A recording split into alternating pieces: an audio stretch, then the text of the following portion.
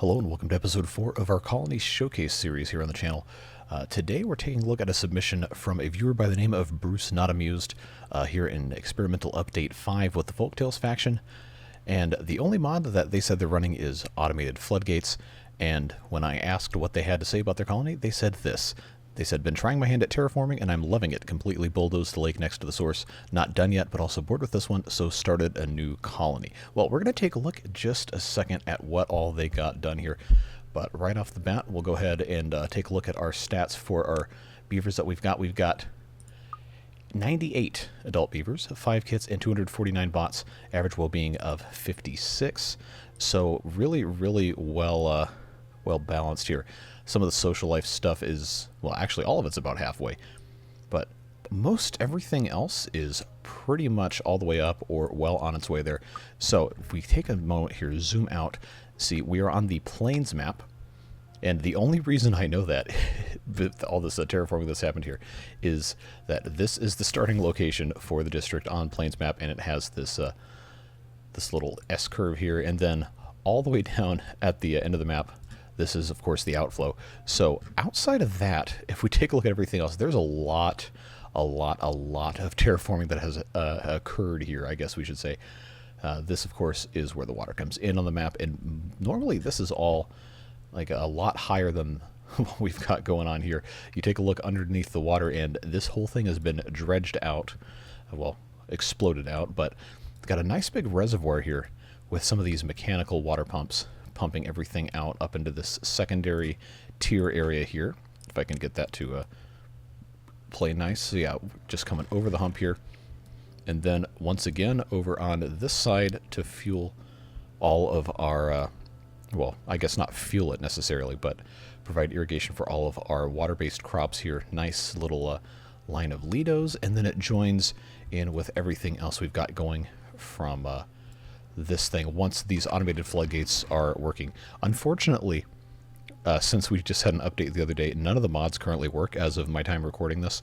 So just pretend that the automated floodgate control panel is here and it's set up wonderfully. I'm sure they did a great job. But when these open in not a drought, then obviously this would be flooded with all sorts of water, and then come down here and also make its way over this little hump here to provide irrigation to all of this area. And this goes way back here, by the way. Nice little island in the middle here. And then there's just plenty of space for good water to be held. And then, of course, you have this whole area here. This user did not elect to dam this off, but that's fine because look what they accomplished over here. There's quite a lot going on. And I really love the terraforming. I think the term is a ziggurat, which is the kind of like tiered earthen structure that you might be familiar with from studying civilizations like ancient Mesopotamia or so on and so forth. But I love this tiered earthen design. It's really cool with the observatories on the top, which are currently paused, but they are connected.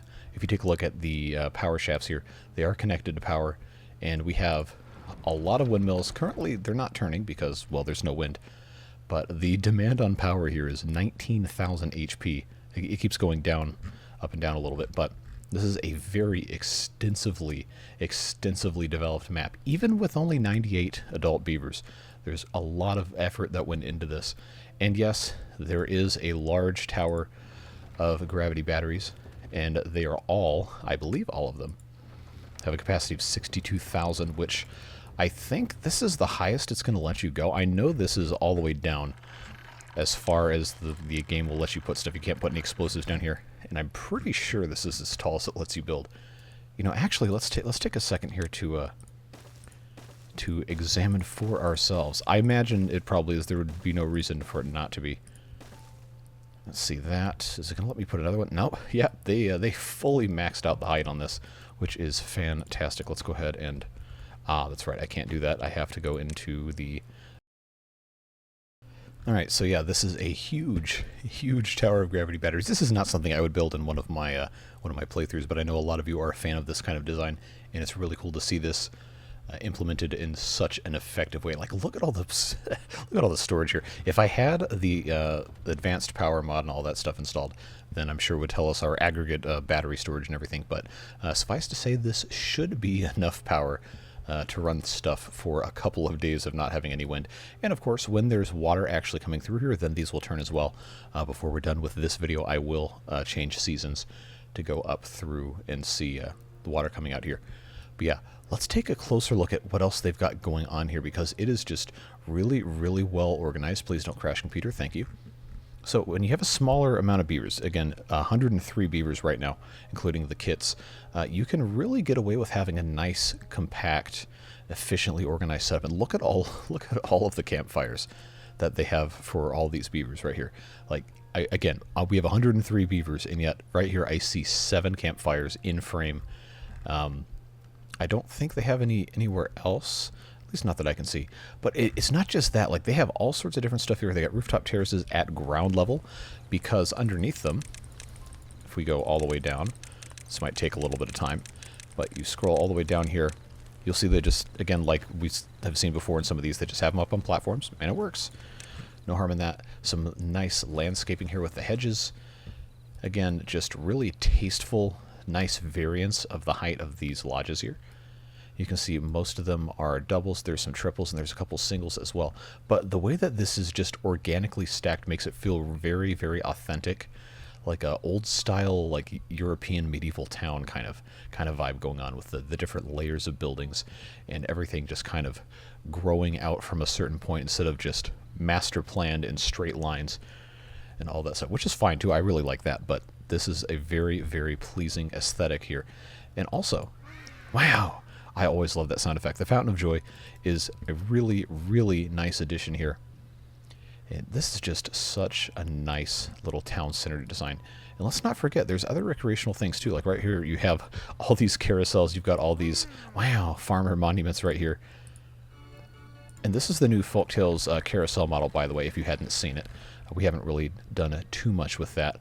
But yeah, this is a really cool design. I really love this. It's a little bit more festive looking might be the right word. I'm not entirely sure if that's the correct way to describe this, but I think that looks fantastic. And again, all of this is completely connected to our tower of gravity batteries, which, oh, also on the inside there's this giant staircase, which I just think is amazing. Could you imagine having to haul stuff up this? That would not be my description of a fun day at work, but I don't have to do that, so that's fine. And of course, over here we have some nicely laid out industrial stuff. We have our bot making area. All of our builders' huts and everything are occupied by bots, but the hauling post is bio-beavers. So the bio-beavers get to run around and schlep things and have their fun, while the bots take care of all the building and other jobs as well. Let's actually take a look at the workforce breakdown here. So if you scroll past here, most of the industrial stuff I found is bots. Centrifuges to make all of the extract, etc., dirt excavators, farmhouses, explosives factories, flow dumps. In fact, pretty much the only stuff that is still bio-beavers are hauling posts, herbalist, and then if you come down here a little bit more, you have the tapper shacks. Those are, well, one of those has a bot in there. But the vast majority of stuff is being done by bots, as you probably could expect by having 251 of them. But yeah, here we have our windmills turning. They're not making quite enough power because I guess it's not full speed wind currently. But again, we have our giant, I can't even get in frame. We have our giant gravity battery tower doing everything that it needs to do to make all this happen. And again, let's take a look at this terraforming, because if you're familiar with the Plains map, which I imagine most of you are, it's the recommended default map. I've made at this point 2 series on it. One was the first series I ever played in Timberborn. That was, shall we say, not my best work because I was still learning the game, but most recently our water beaver playthrough. You're going to be familiar with this little curve, this S-curve kind of right here. And the land around here is much, much higher for almost all of this area, especially like right here. So they've done a lot of terraforming. We have this lovely diagonal here. And everything is just really, really nicely terraced. It's very organized, very clean. And this, of course, you'll remember is a much larger mountain. But again, they terraced it very nicely. And the staircases just kind of flow up and down. It looks really, really nice. And the farming, oh, somebody died over here. That's unfortunate. But the farming is nicely laid out as well. We have storage all over the place for different resources. and food products, and of course all of our food production. We have our bakeries, we have our grills, we have regular farmhouses, aquatic farmhouses a little bit further over this way. There's one right there. Those of course are all manned by bots, and everything is just really, really pleasing to look at. I'm very impressed. And of course we have a lovely line of underground piles here, treated planks, metal blocks, logs, and more logs, with some refineries over here to make biofuel, and all sorts of just really, really excellently designed and laid out stuff. And our industrial around the outside, and of course printing presses making books and punch cards, and our lovely array of drinkable and undrinkable liquids, this being biofuel, bad water, extract. I mean, I guess extract is drinkable because that's what goes into the antidote at the herbalist building.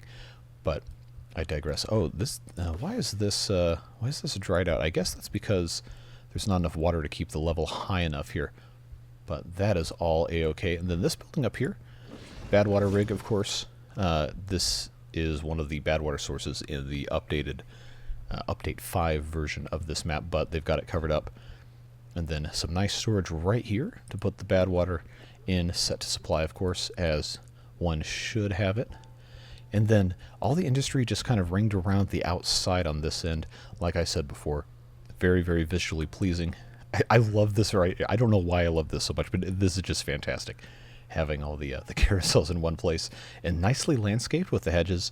And then you have your stairs in the corners. This is just such a really nice look. This reminds me of Roller Coaster Tycoon, especially with these terraced landscaping here in this diagonal line. And then of course you have your mine down here, and they made sure to have this terrace nicely as well. This is just really, really visually pleasing. I'm in love with this so much. Just really, really good stuff. And of course, wood refinement, processing, whatever you want to call it, right here. Of course, everything powered very neat and clean with straight lines of our power shafts and everything. And the entire map is just really, really well integrated. And keep in mind, this is a 256 by 256. It's a big map. Let's go back in here, go to free mode so I can show you guys how everything lines up. So they've actually only built on, I don't know, I'd say less than a third of the map. Most of this is completely barren. There's obviously some dead trees they haven't harvested or anything, but they've managed to, what they filled up, they managed to make the most out of, and I think this is a really, really, really nice looking build.